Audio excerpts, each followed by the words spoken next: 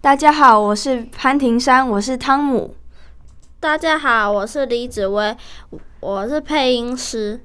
大家好，我是林雨桐，我是 OS 旁白。大家好，我是李子轩，我是老巫婆。在很久很久很久以前，有一座恐怖阴森的森林。森林深处住着一个老巫婆，她看守着一间房子，那房子全部都是用糖果做成的。每年都有许多小朋友想去吃糖果，但只要吃上一口糖果，马上就会变成石像。所以糖果屋四周已经有好多好多小朋友的石像了。很多大人伤心着贴出公告，希望有勇士出现去破解魔法，救回小朋友。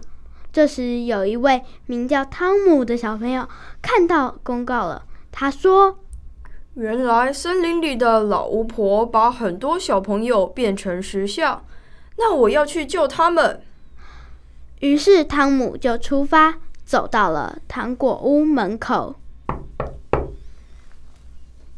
是谁呀？哇，原来是可爱的小朋友，快来吃糖果呀！我这里什么糖果都有。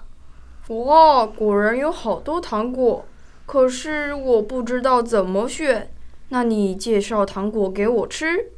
好吧，那这是今年最流行的日本空运来台的大雷神巧克力，送你吃。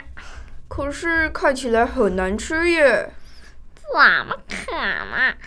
每一位吃过的小朋友都说好吃。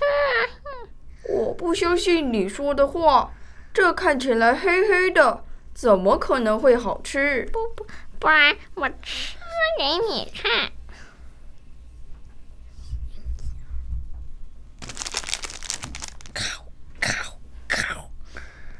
哎呀，我上当了！